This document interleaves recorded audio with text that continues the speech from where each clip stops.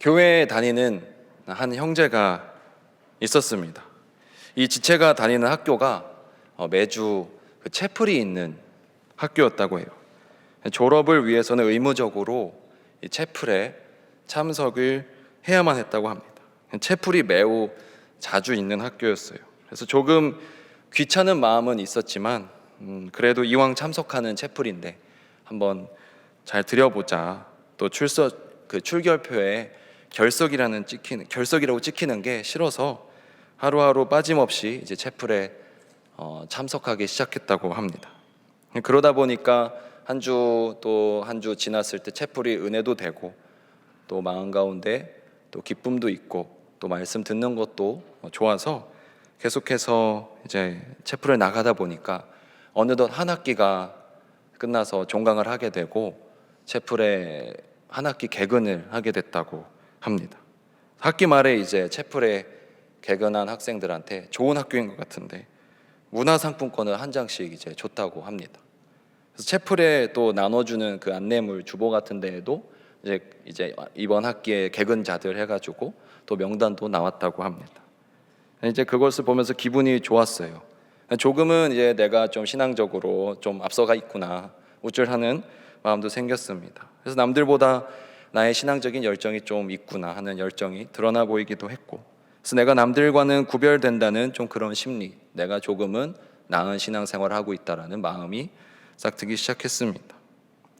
그런 우위에서 그래서 내려오고 싶지 않았고 신앙적인 우위를 나의 뛰어남을 계속 좀 유지하고 싶었다고 합니다. 그래서 결석이 한 번이라도 생겨서 이제 내 신앙생활에 내 채플 그 출석 과정에 오점이 생기는 것을, 흠집이 생기는 것을 용납하지 못하기 시작했다고 합니다. 그렇게 하다 보니 그 다음에 1년도 채플을 개근하게 되었고 그 다음에 1년도 채플을 개근하게 되어서 결국 입학해서 졸업할 때까지 채플을 개근하게 되었다고 합니다. 그래서 나중에 졸업할 때는 그 채플을 개근해서 학교 다니는 내내 개근했기 때문에 단 한 번의 채플도 그 수십 수백 번의 채플을 빠지지 않았기 때문에 채플의 개근상과 함께 기념패와 선물을 받았다고 합니다. 물론 그 형제가 이 채플을 여러 번 드리면서 그 가운데는 정말 은혜가 되는 채플도 있었을 것이고 마음에 울림이 되는 말씀들이 있었겠지만 많은 경우에 이제 빠지면 안 되니까 점점 내가 지금까지 개근을 계속 해왔는데 여기서 멈추면 이제 나의 개근 생활은 기록은 끊겨버리니까 하는 마음 때문에 피곤하고 귀찮고 가기 싫은 마음이 있음에도 불구하고 일단 가서 카드를 찍고 출석을 하는데 의의를 두었던 경우들이 많았다고 합니다. 처음에는 좋은 마음으로 신앙생활을 시작하고 거기에 내 열정을 다하다가 결국에는 그 형식이 나를 가두게 되고 내가 결국엔 해야만 해서 하는 그런 습관적인 신앙, 껍데기가 남아있는 신앙 때문에 고민하는 모습, 아쉬웠던 모습들, 그 지체는 내가 자신이 세운 자기만의 규칙, 자기만의 원칙에 의해서 그 규정 안에서 부자유해지는 그런 어떻게 보면 율법의 행위 문제에서 율법의 그런 행위의 문제에 빠져서 그 시간을 보낸 경우가 있다고 합니다.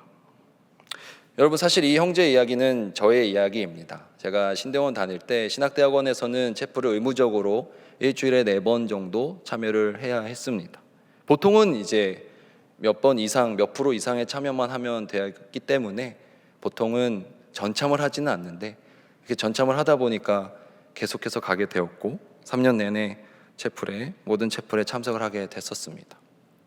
제가 신앙생활하고 또 신대원 다니면서 예배 생활을 했을 때 어쩔 때는 정말 내 마음이 예배를 사모하는 마음 때문에 내가 예배를 정말 드려야 되겠다는 먼저 그런 마음 때문에 가야 함에도 불구하고 오히려 내가 이번에 빠지면 이번 학기 개근이 무너지는데 이번에 내가 빠지면 지금까지 한 번도 안 빠졌던 나의 기록이 깨져버리게 되나 하는 마음 때문에 갔던 경우들, 그런 것들이 오늘날 우리가 흔히 말하는 그런 율법주의적인 신앙, 형식이 중요해져 버린 신앙이 아닐까요?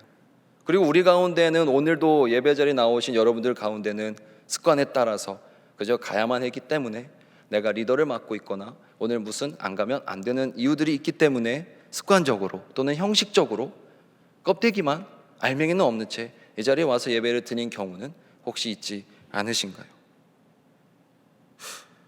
우리가 이런 부분을 경계했으면 좋겠습니다.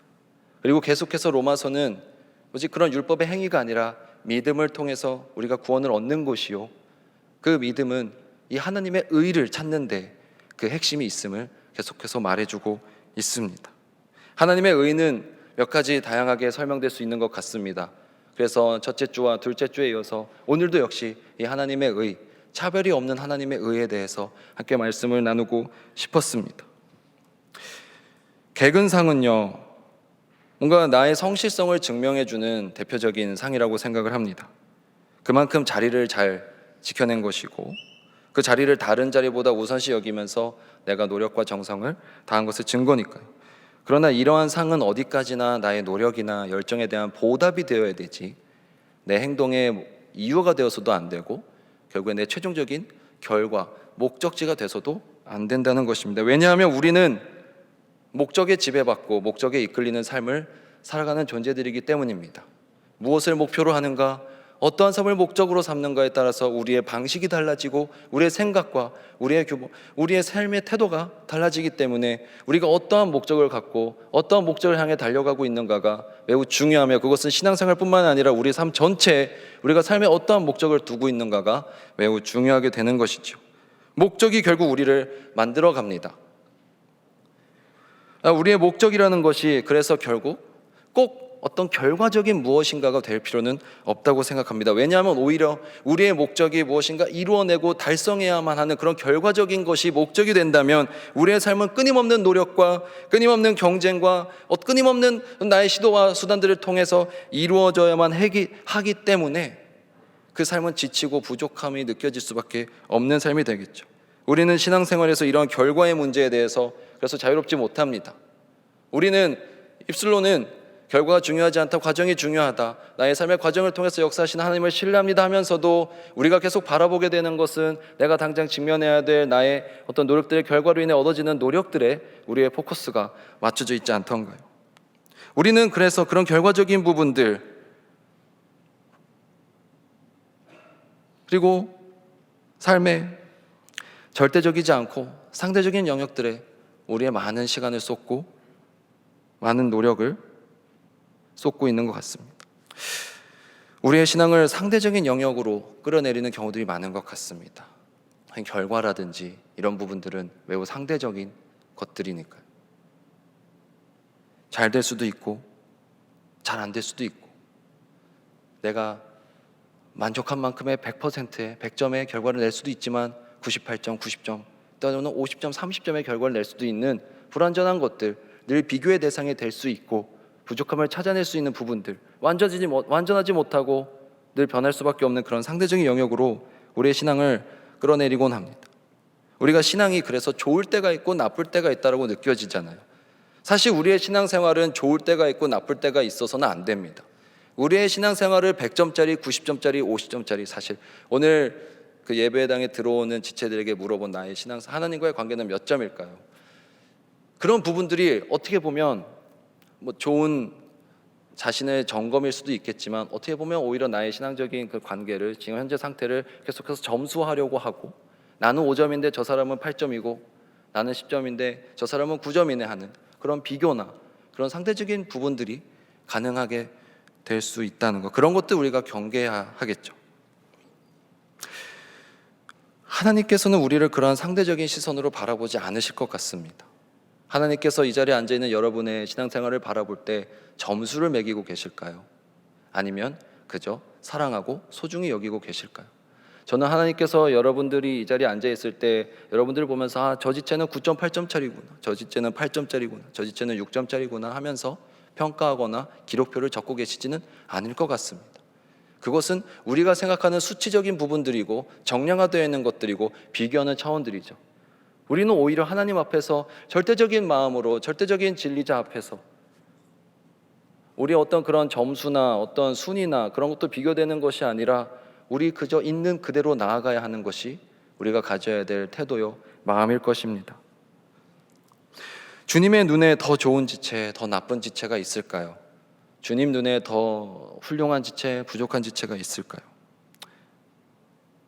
주님의 눈에는 사랑하는 지체들만 있을 뿐입니다. 여러분들 한 사람 한 사람 주님께서 사랑하시는 지체들이지, 이 자리에 누가 하나님께서 제일 많이 사랑하시고 누가 300번째로 사랑하시고 400번째로 사랑하시는 지체는 없단 말입니다.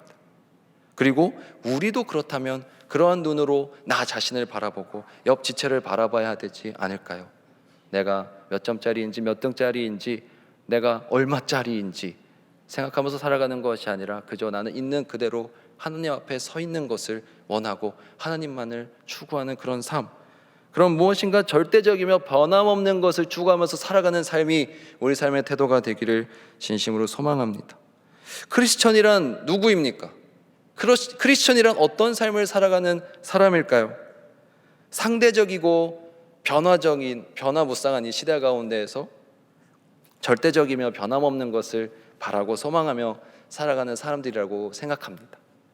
우리가 오늘 집에서 나와서 교회로 올 때까지만 해도 모든 것이 다 변화가 가득한 것들입니다. 날씨가 그렇고 우리의 컨디션이 그렇고 우리의 생각이 그렇고 우리의 감정이 그러하며 우리가 만나는 사람들이 그렇고 우리가 처해 있는 상황들이 모두가 그렇죠. 무엇 하나 절대적인 것 없고 무엇 하나 영원한 것 없습니다. 그렇게 상대적이고 늘 변화하고 예측이 불가능하고 불안정한 세상 속에서도 우리는 절대적이며 변함없으신 하나님을 바라면서 살아가는 삶, 그것이 크리스천의 삶의 태도여야 되지 않겠습니까? 상대성 이론 같은 것은 물리학의 영역에 맡겨두시고 우리 삶에 있어서는 그런 상대적인 영역들을 많이 내려놓으셨으면 좋겠습니다. 우리의 신앙적인 태도 안에서 그런 상대적인 부분들을 철저히 내려놓게 되기를 소망합니다. 오늘 말씀 가운데 코리스 노모라는 단어가 나옵니다. 3장 20절에서 바울은 다음과 같이 율법의 기능에 대해서 말하고 있습니다. 그러므로 율법의 행위로는 하나님 앞에서 의롭다고 인정받을 사람이 아무도 없습니다. 율법으로는 죄를 인식할 뿐입니다. 유대인들은 율법 안에 있는 사람들이었습니다. 그것은 좋은 의미에서 율법 안에 거하는 사람들이 아니고 율법에 갇혀 있는 사람들이라는 의미입니다. 유대인과 헬라인들 사이에서 경계를 긋고 있는 것이 이 율법의 특징이었습니다. 율법에 의해서 한정되어진 사람들로 정의할 수 있습니다. 마치 처음에는 자신들을 보호하기 위해 세웠던 장벽이 결국엔 오히려 그들을 억압하고 가두게 되는 그런 모습과도 같은 것이죠. 그리스에서 모두를 뜻하는 판하고 보다를 뜻하는 옵티콘이 합쳐져서 굉장히 여러분들도 이미 잘 아시는 그 단어 파놉티콘이 있습니다. 이것은 영국의 어떤 철학자, 공리주의 철학자 벤담이 제안한 그런 교도소의 어떤 모델이죠. 한 번쯤 다 들어보셨을 텐데, 죄수들이 이렇게 삥 둘러서 이제 그런 옥실이 아니가 뭐죠? 감옥실이 이렇게 있는데, 그 죄수들이 있는 곳은 밝지만 감시자가 있는 곳은 어둡게 되면 이 밝은 쪽에 있는 사람은 어두운 쪽에 있는 사람이 보이지 않죠. 그렇기 때문에 거기에 감시자가 지금 있는지 또 어디를 보고 있는지 모르기 때문에 이 밝은 쪽에 있는 죄수들은 늘 불안해하면서 감시를 당하고 있다는 느낌을 받을 수밖에 없다. 그거 이제 파놉티콘의 원리인데, 어느 날 갑자기 이 파놉티콘의 조명 시스템에 문제가 생겼다고 가정해 봅시다. 그래서 갑자기 죄수들이 있는 방이 불이 다 꺼지고 감시자가 있는 그 간수가 있는 방이 불이 탁 켜졌어요. 그렇게 되면 어떻게 될까요? 오히려 지금까지는 죄수들을 잘 감시하기 위해서 고안해 놓은 그 구조가 오히려 이제 죄수들은 어디서든지 중앙에 있는 감시자가 어디를 보고 있는지 지금 들어와 있는지를 확인할 수 있게 되고 그 어두운 곳에 숨어서 감시자를 피해서 편안하게 지낼 수 있게 될 것입니다. 우리가 그 율법의 행위가 우리를 부자유하게 만들고 처음에는 오히려 우리를 지키기 위해서 만들었던 그런 율법이 오히려 우리를 부자유하게 만드는 모습들, 그런 것들이 바로 이러한 예시가 될 수 있을 것 같습니다. 우리 삶 가운데 있어서 신앙생활이 계속해서 본질과 의미가 계속해서 흐려지게 되고 껍데기가 집중이 되는 그런 상황들이 많이 있는 것 같습니다. 형식이나 형태만 남아서 오히려 그것이 우리 신앙의 중요한 부분이 되게 되는 경우들이 많이 있죠. 유대인들의 안식일 문제가 그러했고 또 할례의 문제가 그러했습니다. 안식일은 단순히 원래는 무엇인가를 하지 않는 것에 집중하는 그런 날이 아니었습니다. 그런 무엇인가를 하지 않고 가만히 있는 수동적인 태도의 날이 아니라 적극적인 저항의 날이었습니다. 왜일까요? 세상에서는 우리가 하나님을 잊어버리고 자꾸 다른 곳에 정신이 팔리도록 자꾸 우리를 재촉합니다. 바쁘다고, 일을 해야 된다고, 움직여야 된다고, 그러한 세상 가운데 그런 세상의 시류의 흐름에 휩쓸려가지 않고 나는 하나님을 기억하겠다, 하나님을 생각하겠다 하면서 아무것도 하지 않는 그러한 침묵의 저항, 침묵의 외침을 외쳤던 날이 안식일입니다. 원래 의미는 그런 날이었어요. 그러니까 안식일에는 가만히 있는 날이 아니라 사실 그것이 굉장히 가만히 있어 보이지만 굉장히 엄청난 저항에 힘찬 운동을 하고 있는 그런 날이어야만 하는 것이죠. 왜냐하면 다들 움직이고 있을 때 내가 움직이지 않는 것은 너무나도 힘든 일이거든요. 그런데 오히려 이 날이 시간이 흐름에 따라서 그저 아무것도 하지 않는 것 자체에 집중하게 되면서 너무나도 많은 우스꽝스러운 모습들을 낳게 되는 것을 우리가 볼 수가 있습니다. 내가 오늘 얼마나 무엇인가를 얼마나 안 했는가, 그것을 서로 자랑하기에 바쁜 날이 되어버린 것이 안식일의 나중에 그런 형식주의의 폐해가 보여집니다.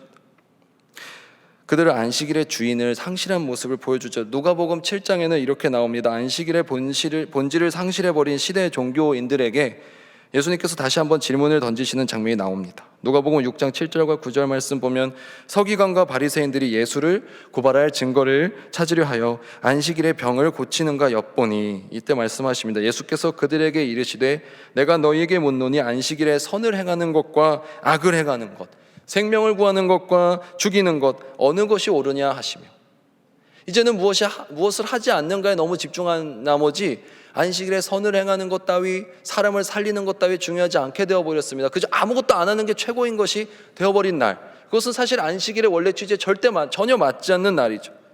당연히 선을 행하는 것이 옳고 무엇보다도 사람을, 생명을 살리는 것이 우선이 되어야 함에도 불구하고 형식주의의 결과는 이렇단 말입니다. 율법의 행위는 우리를 당연한 것조차 당연하게 바라보지 못하도록 만듭니다. 본질을 바라보지 못하게 만듭니다. 껍데기에 지나치게 집중하게 만들고 우리를 불안해하게 만듭니다. 해마다 11월이면 우리는 대학 입시를 앞두고 수능이라는 시험을 치릅니다. 이 대학 수학 능력 시험의 줄임말이죠. 근데 여러분, 수능하면은 어떤 생각이 드시나요? 근데 저는 잘 기억하셨으면 좋겠습니다.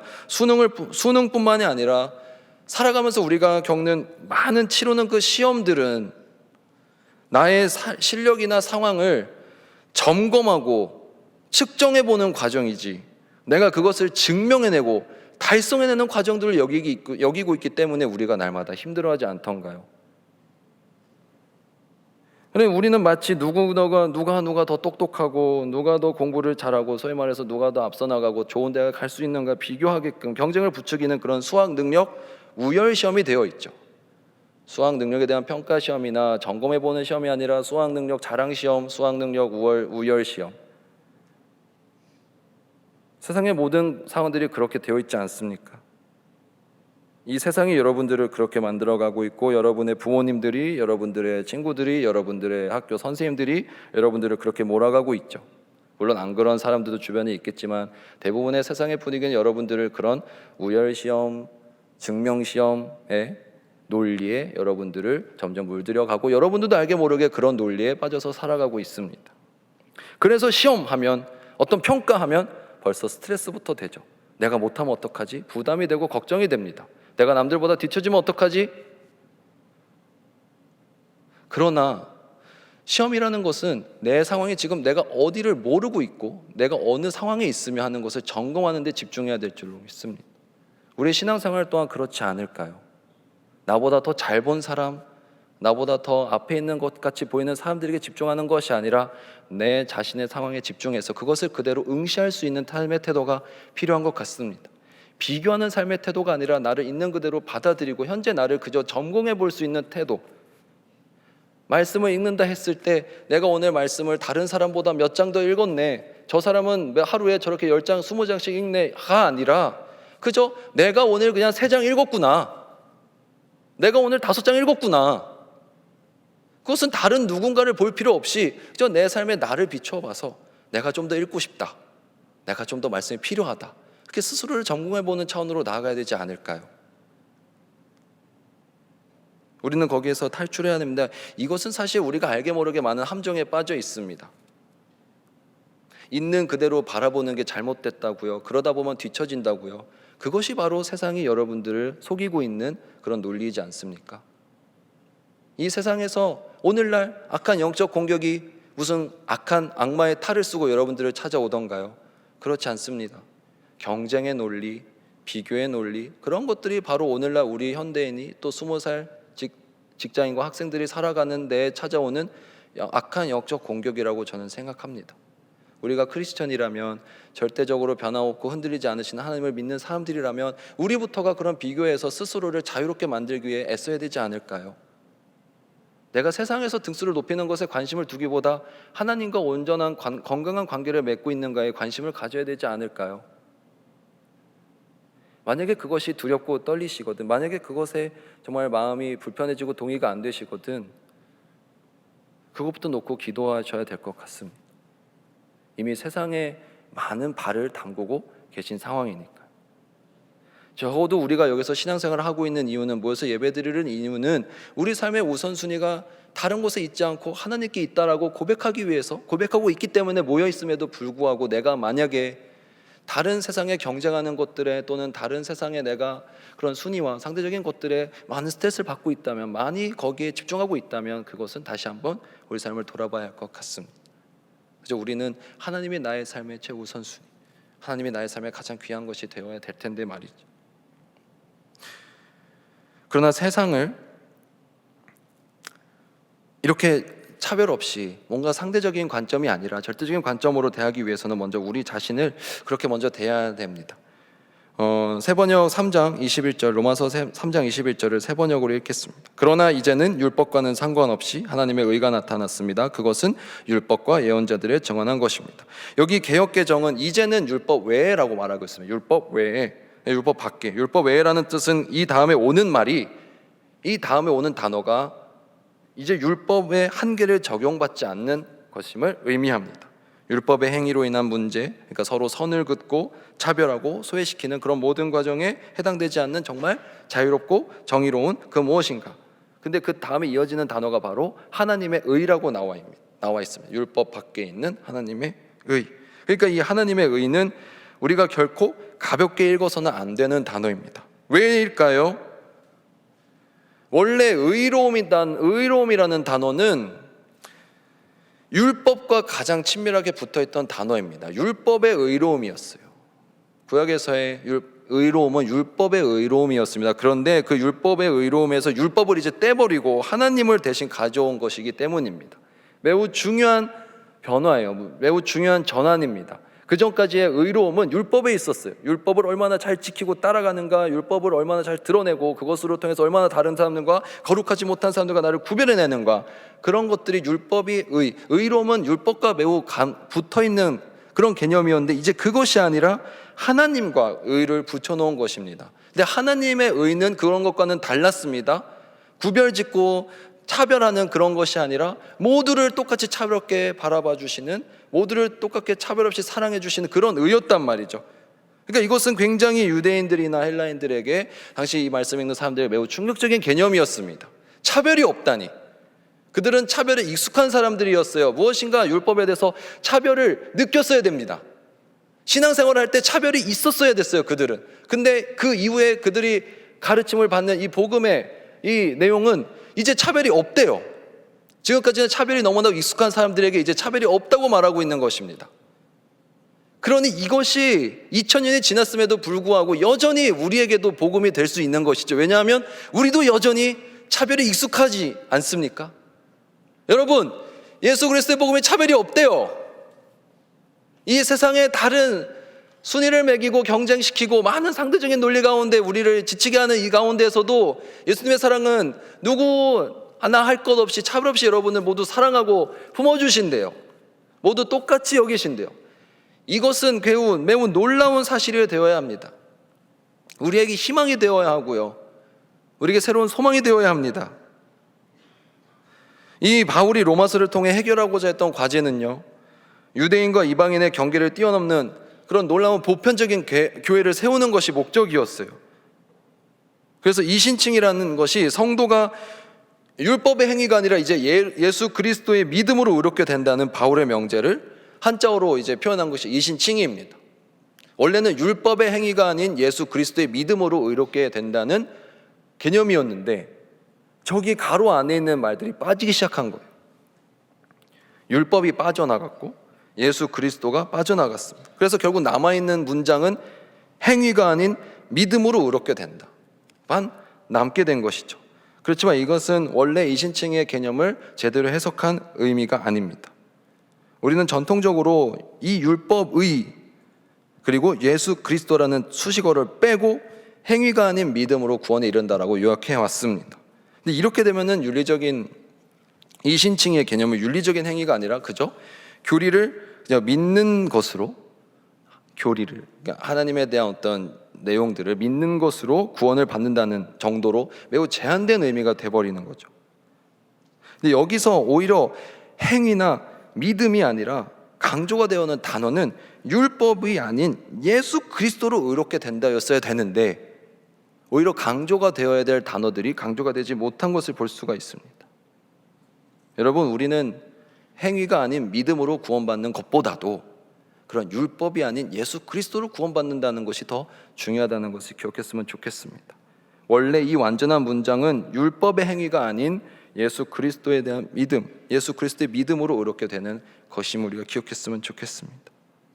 예수 그리스도를 통해 의롭게 된다는 뜻으로 이 율법 외에 코리스 노무라는 단어인데 율법 외에 있는 사람들이 되셨으면 좋겠습니다. 율법의 틀 안에 갇혀있는 사람들이 아니라 이제 벗어나셨으면 좋겠는데 이를 위해서 우리는 먼저 구원의 감격을 우리 안에 다시 한번 회복해야 합니다. 구원의 감격을 회복해야만 해요. 교회를 다니다 보면 주변 사람들로부터 이러한 얘기를 듣거나 하는 경우가 매우 많이 있으실 것 같습니다. 그것은 바로 교회 다니는 사람들이 다 가식덩어리다. 교회 다니는 사람들 보니까 다 가식덩어리들이더라. 제가 이런 말을 안 해서 말이 잘 안 되네요. 교회 다닌다고 하면서 착한 척하고 있는 것에 불과해 라는 말입니다. 이러한 지적들이 때로는 우리를 아프게도 하고 찔리게 하기도 합니다. 억울할 때도 물론 있지만 사실 안타까운 것은 실제로 우리는 가식하는 것처럼 많이 살아가고 있잖아요. 신앙 좋은 것처럼 해도 사실은 그들의 속과 나의 속이 별로 다른 것 같이 느껴지지 않을 때 사실 나야말로 가식적인 외식적인 생활을 하고 있구나 이렇게 많이 느낄 때가 있단 말이죠. 그렇기 때문에 내가 가식적인 신앙생활을 하고 있지 않은가, 내가 여기 와서 열심히 신앙생활을 하고 있지만 사실은 나름 별다를 게 없지 않은가 하는 그런 자괴감, 좌절감, 회의감에 빠지게 되는 경우들이 우리 가운데 많이 있습니다. 그래서 자신이 교회 다니는 사실을 당당하게 밝히지 못하거나 숨기기도 하죠. 괜히 다른 사람들이 내가 교회 다니는 것을 알게 되면 찔릴 수 있을까 봐 행동 하나하나를 해도 내가 왠지 착하게 해야 할 것만 같고 잘 해야 될 것만 같으니. 이러한 질문에 대해서 보통의 질문들이라는 책이 있는데 거기 저자 조재홍 목사님이 이런 말을 하셨습니다. 착한 척하는 것과 하나님이 원하는 방식으로 살기 위해 노력하는 것은 다르다. 하나님이 우리에게 원하시는 것은 착한 것이 아니라 하나님의 자녀로 살아가는 것이다 라고 말합니다. 이것은 우리의 신앙의 본질을 좀 회복하는 차원과 좀 연결되어 있는 것 같습니다. 우리가 정말로 무엇을 신앙생활에 가장 주된 그 중점으로 초점을 맞춰야 하는가를 우리가 다시 고민해 봤으면 좋겠습니다. 이 거룩하신 하나님께서는 차별이 없으신 분입니다. 우리는 보통 차별이 없다라고 했을 때 오늘 제목과도 연결이 되어 있는데 차별이 없다의 반대말 보통은 평등하다, 공평하다 이런 개념을 보통 우리는 일반적으로 많이 생각을 합니다. 그러나 여기서 아무 차별이 없다는 말은 그런 같은 몫을 챙겨주는 정도의 분배 정의에 대해서 말을 하고 있는 게 아닙니다. 이것은 사회적으로 그저 똑같이 나눠주고 누가 더 많이 받았네 적게 받았네 그러니까 우리 똑같이 나누자 하는 그런 차원의 그런 분배 정의를 얘기하는 것이 아니라 여기서 차별이 없다라는 것은 어떠한 특별한 권리나 자격이나 능력이나 의로움이나 행위나 신분이나 정당성이나 그 무엇도 주님 앞에서는 그런 조건으로 삼지 않으신다라는 것입니다. 무조건적인 것을 말하고 있습니다. 차별이 없다라는 것은 무조건적인 사랑을 말하고 있습니다. 그렇기 때문에 거꾸로 우리는 무엇도 주님 앞에 내세울 수가 없는 것입니다. 그런데 무엇도 주님 앞에 내세울 수 없다는 것이 우리를 초라하게 만들까요? 비참하게 만들까요? 아니요. 주님 앞에 우리가 내세울 수 없다는 것은 오히려 우리를 안심시킵니다. 우리가 무엇도 준비하지 않아도 되니까요. 그저 하나님께 나아가는 것이 필요한 것입니다. 우리가 우리의 실력을 더 가꾸고 무엇인가를 더 벌어오고 갖춰오고 만들어오고 보여주고 증명해내고 하는 것이 아니라 그저 우리 자체만으로 주님 우리를 소중히 여기시고 사랑해 주시는 분이심을 믿고 나가는 것이 필요하다는 것이죠. 오늘 본문 24절의 말씀, 값없이 의롭다라는 선고를 받게 됩니다. 우리는. 그러나 사람은 그리스도 예수 안에서 얻는 구원으로 말미암아 하나님의 은혜로 값없이 의롭다는 선고를 받습니다. 아멘. 우리는 모두 값없이 의롭다함을 받았습니다. 그런데 여기 흔히 이 표현이 참 요즘 우리에게 와닿지 않는 것 같습니다. 왜냐하면 우리가 이미 절대적인 빈곤에서 많이 벗어났기 때문인 것 같은데, 값없이 무엇인가를 받았다 했을 때 별로 느낌이 안 와닿는 것 같더라고요. 이거 약간 공짜, 약간 이런 느낌 때문에 그런지 값없이 받았습니다. 여러분, 하나님께서 우리에게 은혜를 값없이 주셨습니다 했을 때 내가 거진가? 약간 이런 느낌을 많이 가지시는 것 같은데, 그래서 우리식으로 바꿔서 해석할 필요가 있는 것 같습니다. 오늘날 저와 여러분에게 이 값없이 주어졌다는 것은 우리 안에 어떠한 경쟁이나 배제시키는 거나 어떤 그런 것 전혀 없이 모두에게 편하게 자연스럽게 주어지는 것, 그런 것이라고 생각해 보면 어떨까요? 너무나도 평안하고 부담이 확 줄어들지 않나요? 우리는 뭐든지 얻으려면 경쟁을 해야 되는 시대 가운데 살고 있습니다. 작은 것 하나 이루려고 해도 경쟁률이 없는 것이 없어요. 숨 쉬는 것 정도는 경쟁이 없을 텐데 다른 것들은 모두 경쟁이 있는 것 같습니다. 저와 여러분의 삶 가운데 숫자로 표현되고 비교가 있고 나와 너 사이의 차이를 불러일으키는 그런 수많은 것들로부터 우리의 마음을 잘 지켜낼 수 있기를 소망합니다. 근데 그것은 우리의 마음이 어떻게 향해 있는가, 우리의 삶의 목적이 어디로 향해 있는가를 통해서 그 문제를 해결할 수 있다는 것입니다. 그래서 차별의 반대말은 평등이나 공평보다도 오히려 영적으로는 사랑입니다. 그리고 이 차별에 대해서 반대말인 사랑은 나에 대한 것도 되고 다른 사람에 대한 것도 될 것 같습니다. 우리는 우리 스스로를 하나님 아버지 앞에서 차별하고 있습니다. 주님, 저는 이거밖에 안 되는 사람입니다. 주님, 너무나도 저는 부족합니다. 저는 이것도 못하고요, 이것도 안 하고 있고요, 너무 게으르고요, 너무 부족하고요 하는 것들. 그러나 주님께서 원하시는 우리의 태도는 주님 앞에서 우리 스스로를, 내가 내 스스로를 차별하고 다른 사람과 나를 차별하고 하는 그런 모습이 아니라 있는 모습 그대로 나를 주님 앞에 데려가주고 있는 모습 그대로 내 옆에 지체를 바라볼 수 있는 그런 차별 없는 사랑의 눈임을 우리가 기억했으면 좋겠습니다. 하나님의 그 한없는 사랑, 그러나 세상은 우리가 그 주님의 사랑에 만족함을 느끼고 평안함을 누리는 것에 대해서 온갖 방법들을 동원해서 그것들을 시험하고 방해할 것입니다. 왜냐하면 지금 여러분들의 머릿속에 이미 그런 방해의 적용이 일어나고 있기 때문이죠. 왜냐하면 제가 이런 얘기를 할 때 벌써 무슨 그런 한가한 소리를 하고 있냐, 무슨 그런 낭만적인 소리를 하고 있냐라는 생각이 드신다면 이미 영적 공격을 받고 계신 것입니다.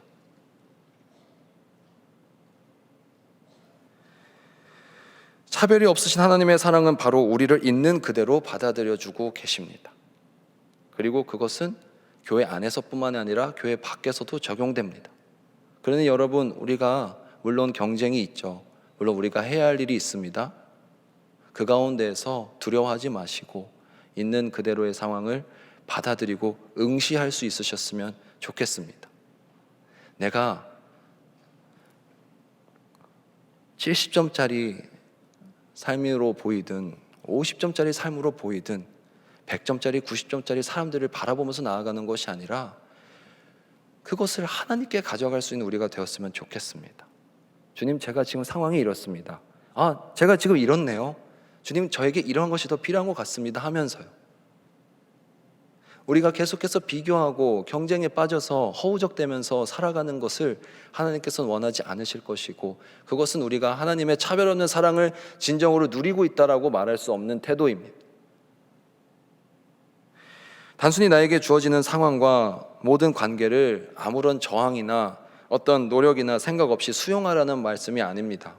그것은 그냥 포기하는 거고 그냥 정신 승리하는 거죠. 오히려 제가 여기서 말씀드리는 것은 우리가 그것을 받아들이는 자세는 하나님을 의지하면서 담담히 받아들이자는 자세입니다.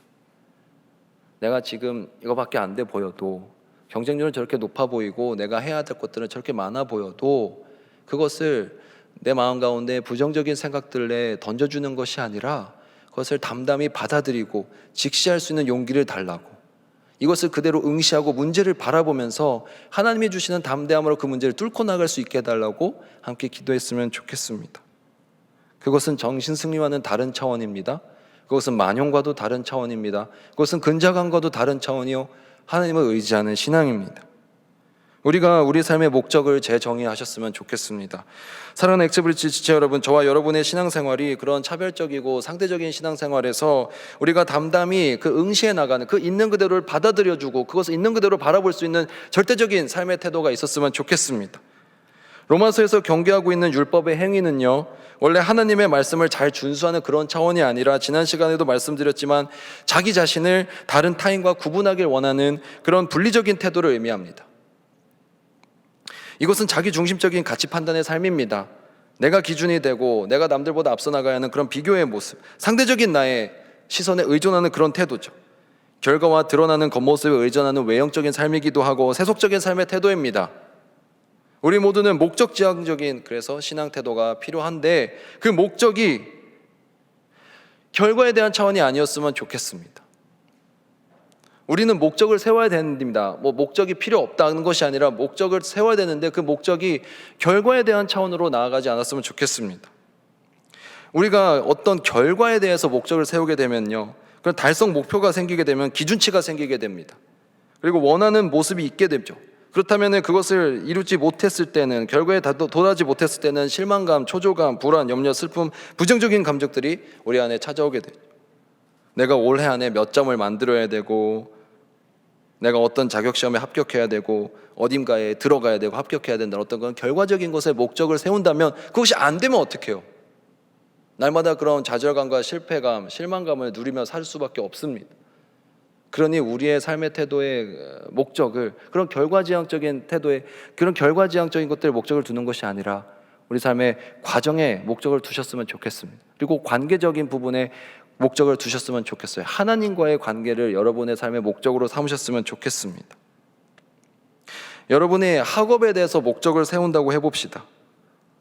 학업의 목적이 졸업이나 논문이나 자격증과 같은 그런 결과적인 측면의 어떤 목적을 정한 사람과, 여러분들의 학업이, 공부를 하는 목적이 내가 어떠한 삶의 길을 걸어가고 내가 어떠한 사람이 되어가며 내가 이 지식을 통해서 어떠한 꿈을 펼쳐가고 이것이 하나님과 내가 맺어가는 관계에 어떠한 영향력을 주는가, 그런 것에 목적을 두는 사람과, 단순히 나는 몇 살까지 뭘 따고 무엇을 졸업하고 하는 것에 목적을 둔 사람과, 이 태도는 정말 다를 수밖에 없습니다.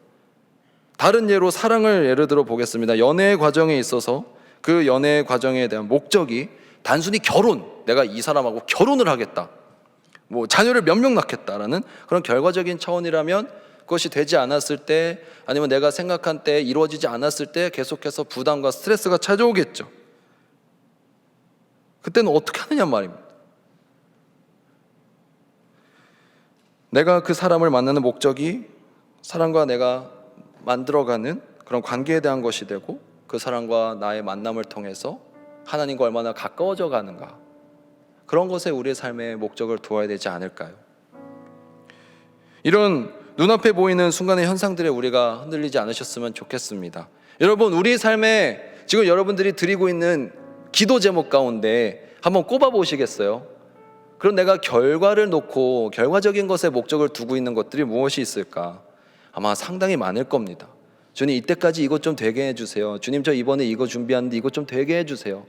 안 되면 하나님의 뜻이 아니고 되면 하나님의 뜻이고, 언제까지 우리가 그렇게 흔들리면서 살아갈까요? 하나님의 뜻은 사실 그런 데 없습니다. 하나님의 뜻은, 하나님의 마음, 하나님의 시선은 우리가 어떻게 살아가는지 과정에 관심이 있으시니까요. 우리가 어떠한 사람이 되어가는가에 관심이 있으시니까요. 우리가 하나님과 어떠한 관계를 맺어가는가에 관심이 있으시니까요. 오히려 그런 길을 걸어갈 때야만이 우리 삶의 그 중간중간 우리가 원하는 소망이 이루어지고 또 좋은 열매들이 맺히게 될 것이라 믿습니다. 사랑하는 엑스브리지 여러분, 한번 우리 안에 선을 넘어보는 것이 어떨까요? 오늘 말씀 가운데 하나님의 의는 차별이 없다라고 말하고 있습니다. 우리 안에 존재하고 있는 그런 차별들을 한번 넘어보셨으면 좋겠습니다. 내 안에서 나를 다른 사람과 비교하고, 또 다른 사람을 볼 때 나보다 높게 여기거나 낮게 여기거나 그런 비교하는 것들에서 좀 우리가 자유로워졌으면 좋겠습니다. 하나님의 의는 차별이 없대요. 우리의 시선도 차별이 없는 시선이 되셨으면 좋겠습니다. 하나님께서는 그 사랑을, 우리의 모습을 있는 그대로 받아들여 주시는 그런 용납의 모습으로 그 사랑을 표현해 주셨습니다. 우리의 사랑의 표현 방식도 조금 다를 수는 있겠지만 그 기본 원리는 있는 그대로 받아들여주는 태도가 되었으면 좋겠습니다. 옆에 사람을 봤을 때 그저 있는 그대로 바라봐 주십시오. 눈이 두 개구나, 코가 하나구나, 입이 하나네. 그렇게 있는 그대로 받아들여주는 삶의 태도가 얼마나 필요할까요? 내가 몸이 좀 약하구나, 내가 좀 이번에 성적이 안 나왔구나, 내가 이번에 원하는 결과를 얻지 못했구나, 내가 이런 부분이 약하구나, 내가 이런 부분에 실패했구나, 내가 이런 부분에 잘 못하는구나. 그런 것들을 있는 그대로 받아들여 갈 때야만이 오히려 그 가운데에서 역사하시는 하나님을 우리가 경험하게 될 줄로 믿습니다. 내가 이렇게 하면 내가 지금 어디쯤에 가 있을까? 내가 몇 등 정도 하고 있을까? 나는 또래에 비해서 뒤처져 있지는 않을까? 나는 잘 가고 있는 것일까? 그런 속도의 문제에 빠져서 또는 비교의 문제에 빠져서 걱정하시기보다는 그래도 우리는 하나님을 믿는 사람들이니까, 죄송합니다, 좀 1, 2년 좀 돌아가시면 어떻습니까? 하나님을 믿는데, 천국이 약속되어 있는 사람들인데, 때로는 우리는 1, 2년커녕 일주일도 한 달도 아까워하잖아요. 말로는 영원하신 하나님을 믿는다고 하면서 전혀 영원히 약속되지 않은 것처럼 살아가시는 저와 여러분이 어떻게 하나님을 제대로 믿고 있다라고 할 수 있겠습니까? 혹시 여러분의 삶의 목표와 목적들이 결과에 대한 부분에 맞춰 계신가요? 그러면 오늘 당장 바꾸십시오. 나의 삶의 목적이 성공과 실패로 나누어지는 그런 것이 아니라 하나님과 얼마나 동행하고 있는가, 하나님과의 관계, 우리 삶의 목적이, 방향이 맞춰지기를 진심으로 소망하고 축복합니다. 바로 그럴 때 하나님의 놀라운 진짜 능력이 여러분의 삶 가운데 펼쳐질 줄로 믿습니다. 저는 확신 있게 여러분에게 도전할 수 있고 권면할 수 있습니다. 여러분들이 신앙을 먼저 삶의 우선순위로 삼으면 오히려 여러분들이 걱정하고 있는 그 문제들 분명히 해결될 것입니다. 막막해 보이는 그 문제들이 갑자기 길이 보일 것이고요. 그러니 모든 능력의 원천인 하나님을 의지하고 나아가십시오. 그것이 절대로 시간 낭비도 아니고 바보 같은 짓도 아닐 것입니다. 가장 현명하고 지혜로운 것이며 이 세상 가운데, 이 차별이 가득한 세상 가운데 차별 없는 삶을 살아내실 수 있는 여러분이 되는 놀라운 길일 것입니다. 함께 기도하시겠습니다. 사랑의 하나님 아버지, 우리 삶 가운데 너무나도 많은 장벽들과 문제들이 있습니다. 내 스스로가 나의 한계를 규정하고 또 차별을 하고 있습니다. 내가 나 자신을 차별할 때에 주님께서는 차별의 눈이 아닌 모든 것을 있는 그대로 바라봐 주시는 사랑의 눈으로 나를 바라봐 주셨음에 주님 감사합니다. 주님께서는 나의 부족한 부분들, 나의 못난 부분들 탓하지 않으시고 지적하지 않으시고 있는 그대로 나를 귀하게 여겨주시고 주의 자녀로 삼아주셨습니다. 주님께서 나를 그렇게 여겨주셨는데 우리는 우리 스스로를 그렇게 보지 못하고 있을 때가 너무나도 많습니다. 주님, 우리 자신에 대해서 또 다른 사람에 대해서 있는 그대로 받아들일 수 있는 담담한 시선을 허락하여 주시옵소서. 그 문제들을, 나의 부족함들을 응시할 수 있는, 직시할 수 있는 담대한 마음 허락하여 주시옵소서. 용기를 허락하여 주시옵소서. 단단한 마음 허락하여 주셔서 이곳 문제들을 가지고 세상의 다른 친구들을 찾아가거나 다른 곳에 의지하는 것이 아니라 하나님께 나아갈 수 있는 우리가 되게 하여 주시옵소서. 차별이 없다는 것은 한계가 없으며 선이 없다는 것을 의미합니다. 주님, 우리가 하나님에 대해서 한계를 규정하지 않도록 하여 주시옵소서. 하나님께서는 능치 못할 것이 없다 믿으며 나아간 우리가 되게 하여 주시옵소서. 하나님의 진정한 능력에 의지하며 나아간 우리가 되게 하여 주시옵소서. 우리 삶의 목적이, 우리 삶의 최우선이 하나님 아버지가 되기를 소망합니다.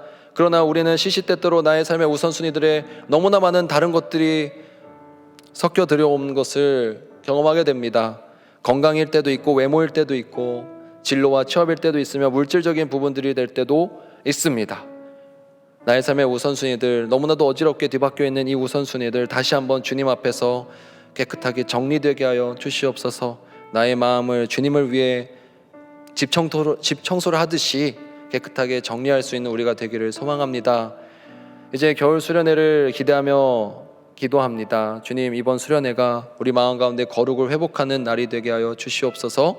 우리 삶 가운데 거룩하신 하나님이 찾아오는 임재하시는 날이 되게 하여 주시옵소서. 우리가 우리의 마음의 방을 깨끗이 주님을 위해 예비할 수 있는, 치워놓을 수 있는 우리가 되게 하여 주시옵소서. 삶의 다른 영역들, 다른 우선순위들 다 제쳐놓고 주님을 우리 삶의 우선순위로 두는 귀한 시간 되게 하여 주시옵소서. 우리가 기대하며 겨울 수련회 준비할 때 그 겨울 수련회에 참여하는 모든 지체들에게 놀라운 은혜가 있을 줄로 믿습니다. 주님께서 한 사람 한 사람 찾아가 만나주시고 역사하여 주시옵소서. 오늘 그 주님께 맡겨드리며 이 모든 말씀 예수 그리스도 이름으로 기도드립니다. 아멘.